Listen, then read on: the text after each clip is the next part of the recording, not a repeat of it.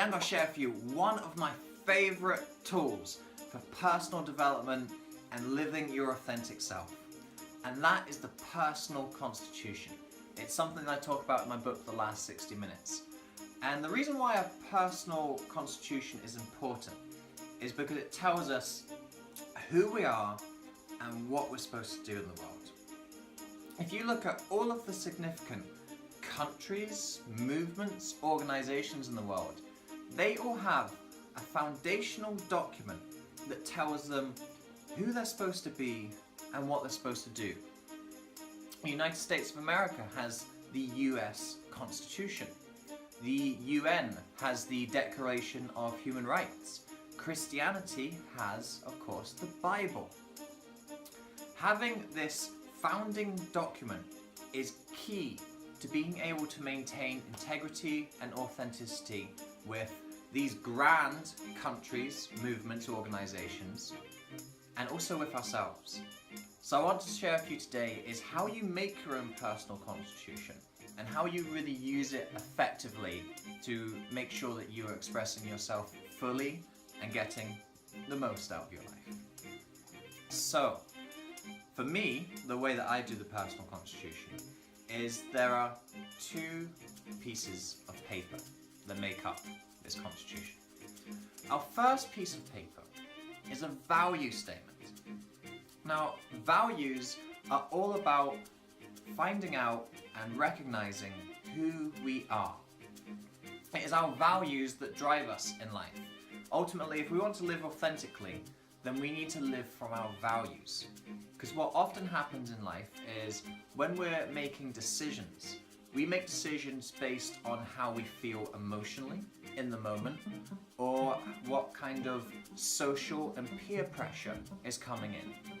And when we make decisions from this place, we don't necessarily make the best decisions because we're making decisions that aren't coming from the core of who we are. But when we make decisions based on our values, even if that decision doesn't necessarily work out, then that is still the right decision. It doesn't matter if it was correct, it matters if it was right. So what we want to do is to really align with what our values are, and we use our values to make decisions in life. And ultimately, yes, sometimes those decisions won't work out, but number one, you'll be happier with them. And number two, if the decisions do work out, then you will find results and success that is the actual results and success that is really important to you and what you want. So first, we begin by identifying what our values are. So there's a really simple task that you can do to dive into this if you've never really done any values work before, or even if you have done values work and want to get some extra insight and clarification. So this involves writing down a list of 3 to 6 words that you feel really describe who you are as a person. What is the essence of who you are? Now remember, with values, these aren't things that you do. So, for example, if you're a mother, one of your values isn't that you're a mother. Being a mother is a social identity. Being a mother is a social role. What you might talk about instead is the values that you express as a mother. If that's compassion, nurturing, leadership, education. Those are your values that you express as a mother. But being a mother isn't an inherent value in itself. So a little distinction there that I hope helps you clarify what values are. So write down this list of 3 to 6 words that you feel really describe who you are as a person. And then send the same question to 10 people who are really close to you, whether that be friends, family, colleagues, lovers, even ex-lovers can be really useful as well. Send this question to 10 people who know you really well, saying, if you would describe me in 3 to 6 words, make that distinction about not as a role, I'm not a boss, I'm not a parent, I'm not the president of the local organization, the local Rotary Club. Who am I as a person? And then get these words back as feedback. And what you'll find is that commonalities start to show up. The way that you describe yourself and the values you think you have will likely also be noted by other people who are close to you. And this is a good sign that these values, if you notice them and others are noticing them, are a core component of who you are. But also, what is interesting and important to know is sometimes you won't have written something down on your values, but quite a few of the other people will feed a certain value back to you. And this is also really important and definitely not something to ignore. Because sometimes we don't recognize the inherent qualities that we have within ourselves, but other people notice them. So make sure if there's something coming up from others in their feedback, don't ignore that. Also consider that to be one of your main core values. So take a compilation of your list and the others' lists and start to pick out these 3 to 6 values that are rising to the top, that are coming up again and again. And these are your core values, the core essence of who you are. And if you live your life from these values, if you seek to make decisions from these values and to express these values in your life, then that is going to help you to live your most authentic and fulfilled life. So, get a sheet of paper, and when you've got these 3 to 6 main values, write them as single words on your piece of paper. Then, leave some space underneath them and highlight 3 to 5 things that you do in life that really exemplify this value, or they're smaller values that add up to the main value. You've got your 3 to 6 main values, but what you'll find is that there are sub-values that contribute to this. So for example, if I think of one of my main values is joy. Now the way that I live from joy and the way that I express joy has multiple permeations. So for me, some of my sub-values that contribute to joy are expressing gratitude, having hope and optimism, seeking to laugh and make others laugh, humor, and just generally finding things around me to appreciate and notice and savor. These are sub-values that add to my main value of joy. And what you'll find is that with your values, you'll have similar things. You'll have your main value, but there are multiple different ways that you find that value, live from that value, and express that value. So write these down on your piece of paper, and when that is finished, you have your 1-page value statement, your first half of your personal constitution.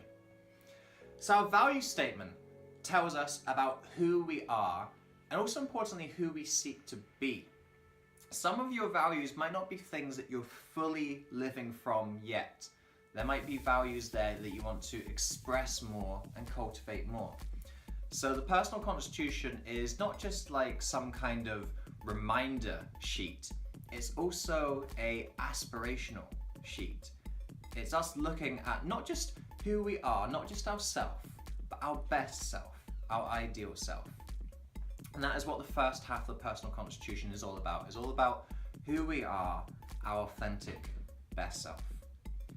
The second half of the personal constitution is about purpose. If the first half is who we are, the second half is about what we do. What is our unique purpose in life? What is our message and what is our mission? For me, this is huge. If you want to live authentically and if you want to be fulfilled, then you have to spread the message within and fulfill the mission that you're here to accomplish. I believe that all of us as individuals have a unique message to give to others and a unique mission to contribute to the world. Now, you might be someone who's already aligned with their mission. You might be someone who kind of knows what they want to do, or indeed you might be someone who has no idea what their personal mission is in life. Personal constitution is applicable whatever stage of the journey you're at. Even if you found your mission, really clarifying what that is and how you go about accomplishing it is useful. If you kind of know, then you want to get some extra clarity and direction on how you find that thing that is yours.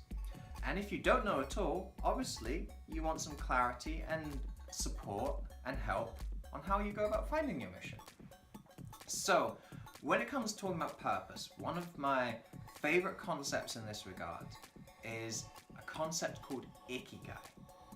Now, ikigai is a Japanese term that translates roughly as reason for being. And where the notion of ikigai comes from is that research has been carried out across the world looking into populations who have an abnormally high life expectancy, who are several years above the mean. And also in sections of the population or particular communities that have a high number of centurions, people who live to 100 years or more. And these little communities and populations are dotted all around the world. And one such place where there's this hub of long-living people is in a series of islands just off the coast of mainland Japan called Okinawa. And here on Okinawa, they have this abnormally high life expectancy and a high number of centurions per head of population. And what researchers looked at is accounting for factors such as diet, climate, access to medication, prevalence of natural disasters and disease. What they found is that after controlling for all of the other variables, it seems to be this concept of ikigai that explains a good proportion of this high life expectancy. This ikigai, this reason for being. In Okinawa, they have no term for retirement. For them, their life is all about living their ikigai. You don't retire from your ikigai because your ikigai is your reason for being. If you retire from your ikigai, then you have stopped living because you no longer have a reason to be. So this notion of ikigai, if we can connect with what our ikigai is, then we are on purpose, we're focused, and we're answering our own personal mission and calling in life. Now, ikigai is made up of 4 components. We reach our ikigai when we do something that we love, something that we're good at, something the world needs, and yes, something that we can get paid for. So what I encourage you to do is to find your purpose, or to clarify your purpose further, is draw concentric circles, a 4-way Venn diagram, or alternatively, if you're more of a list person, just write out those 4 headings: what you're good at, what you love, what the world needs, what you can get paid for. And start writing down all of the activities, hobbies, skills, training, work that you do in life that fits under at least one of those categories. And write it in all the categories that it applies to. And if you want to find your ikigai, find something that is getting close to that sweet spot. Maybe it's something that hits all 4 criteria, maybe it's something that hits 3 of the criteria. That thing that you've written down, or a couple things that you've written down, that is pointing towards your ikigai. That is pointing towards your reason for being. That is pointing towards your purpose in life. Now, you might have one thing, you might have a couple of things. Regardless, these are the things that you put on your purpose statement, the second half of your personal constitution. So once again, similar to how we did with the value statement, write down your list of main purposes. Now, these are your big, grand things. Like for me, for example, this is to become a world famous seminar leader. This is to impact the lives of millions of people. This is to leave a legacy of self-expression, education, elevating the consciousness of individuals. That is the big, huge stuff. That is my ikigai. But just like with the values, there are sub-values that contribute to the main value, and there are sub-purposes that contribute to the main purpose. If I want to become that world-famous seminar leader, to impact the lives of millions of people, to leave a legacy of elevating consciousness, improving standards of education, there are smaller things that I need to do to contribute to that larger purpose. So when you've got your main purpose, write down the smaller purposes that contribute to this.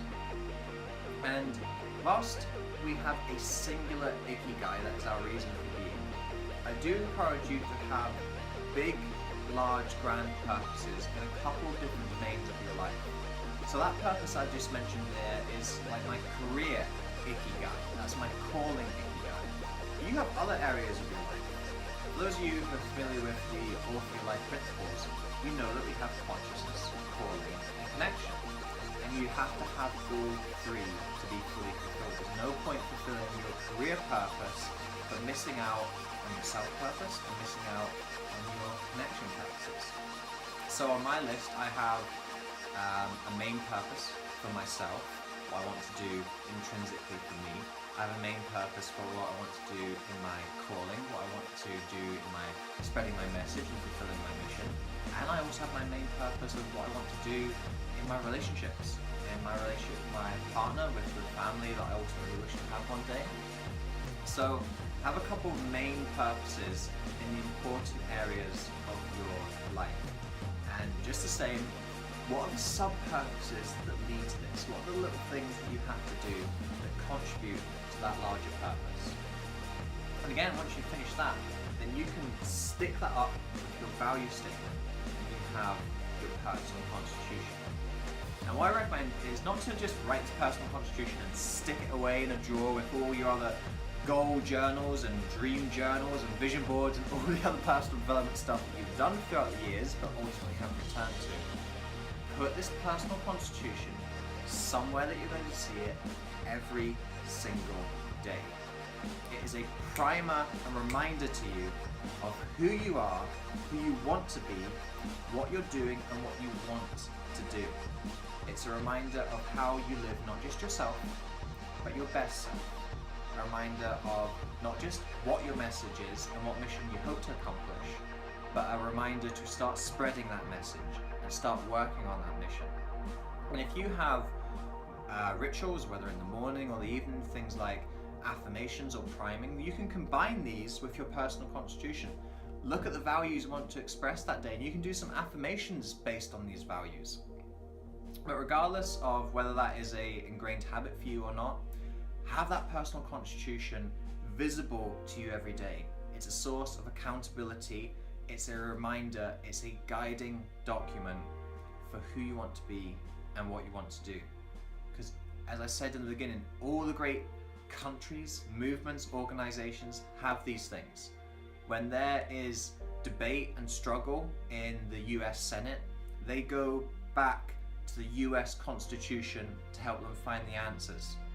When there is political turmoil and strife in the world, the UN go back to their Declaration of Human Rights to find the answers. When Christians are going through difficult periods in their life, periods of fear, confusion, doubt, they go back to the Bible to find the answers to help them out. And this is what your personal constitution will do for you. In those times where you're not quite sure of yourself and you're not quite sure the direction you want to take, you can return to your own founding document that's going to provide you with guidance on what it is you need to do and where it is you need to go. My friends, when you are living in line with your values and your purposes, with the decrees of your personal constitution, that is when you author your life. It's been a pleasure to speak with you here today on this video. I hope you'll join me again in the future for another one.